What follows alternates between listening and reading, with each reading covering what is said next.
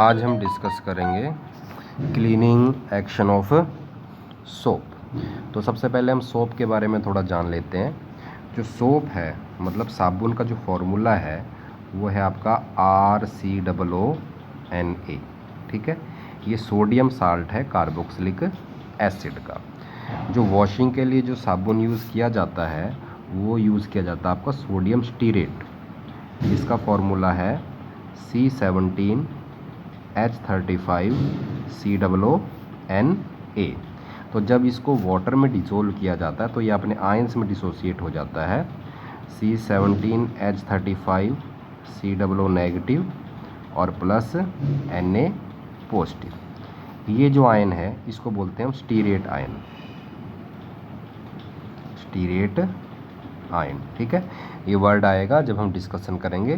तो जब मैं स्टीरेट वर्ड को यूज़ करूं तो इसका मतलब कौन से आयन की बात हो रही है, C17H35 और COO नेगेटिव। तो इस आयन को हम इस तरह से भी रिप्रेजेंट कर सकते हैं। ठीक है, this is also representation of soap. ये जो पार्ट है ये है आपका C17H35 वाला। ठीक है, और ये जो मैंने सर्कल सा लगा रखा है ये रिप्रेजेंट करता है COO नेगेटिव को।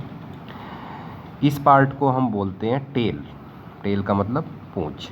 ठीक है, और इस पार्ट को बोलते हैं हम हेड, ये हम पहले डिस्कस कर चुके हैं। तो जो टेल होती है आपकी साबुन की, ये होती है आपकी हाइड्रोफोबिक। हाइड्रोफोबिक का मतलब होता है जो वाटर से दूर रहे। तो ये जो पार्ट होगा ये हमेशा ही वाटर से दूर रहेगा। और ये जो हेड है, जो सर्कल वाला पार्ट है, ये है मेरा हाइड्रोफिलिक पार्ट, ये हमेशा वाटर के पास रहेगा, या फिर आप कह सकते हो इसकी एफिनिटी होती है किसके प्रति, वाटर के प्रति। चलिए अब हम क्लीनिंग एक्शन के बारे में बात करते हैं। तो मान लीजिए ये आपका क्लॉथ है नीचे, ठीक है, इस पर कुछ ऑयल लगा हुआ है या ग्रीस लगा हुआ है। ठीक है, अब हमें क्या करना है, इस ऑयल और ग्रीस को इस कपड़े से अलग करना है। तो हम क्या करते हैं, इसको हम सोप सॉल्यूशन में डिप करते हैं हमारे कपड़े को।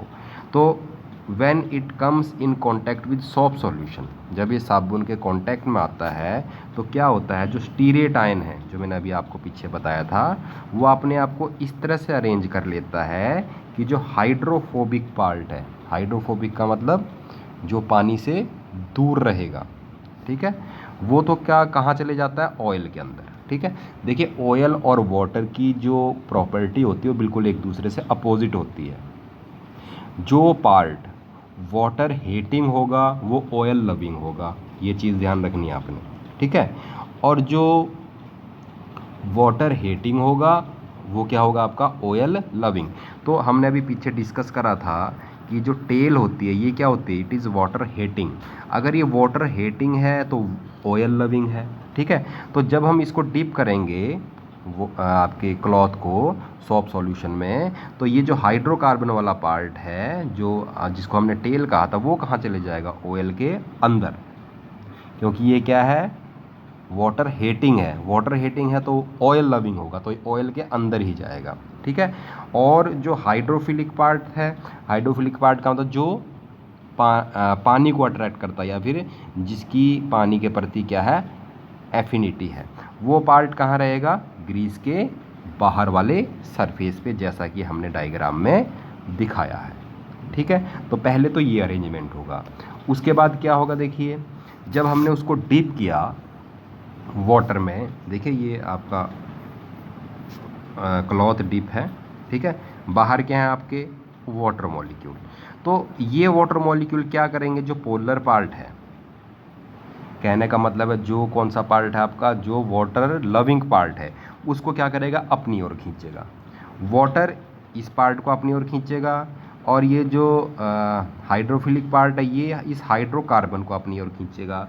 तो इससे क्या होगा, आपकी जो ऑयल ड्रॉपलेट है वो कपड़े से बाहर निकल जाएगी और आपके जो कपड़े हैं वो साफ़ हो जाएंगे, और आप उसको फिर एक्सेस वाटर से क्या कर सकते हैं, धो सकते हैं। तो ये देखिए जो हाइड्रोफिलिक पार्ट है वो पोलर होता है, it interact with water, water से इंटरेक्ट करता है, जिसके परिणाम स्वरूप क्या क्या होता है, जो वाटर ड्रॉपलेट है इज पुल्ड अवे का मतलब बाहर निकाल दिया जाता है, कहाँ से, सरफेस ऑफ द क्लॉथ, ठीक है। और क्या किसका निर्माण होता है उसके बाद, माइसेल्स का, ठीक है। जैसे ये ऑयल ड्रॉपलेट है तो ये देखिए यही तो मिसेल्स होते हैं, माइसेल्स होते हैं आपके, ठीक है। यही होता है ना, जब मॉलिक्यूल क्या होते हैं आपके इकट्ठे हो जाते हैं, ठीक है, और कोलाइडल प्रॉपर्टी शो करने लगते हैं तो ये क्या बन जाता है आपका, माइसेल्स। इसको आप क्या कर सकते हो फिर एक्सेस ऑफ वाटर के साथ वॉश कर सकते हो। नेक्स्ट लेक्चर में हम करेंगे प्रिपरेशन ऑफ कोलाइडल सोल्ट।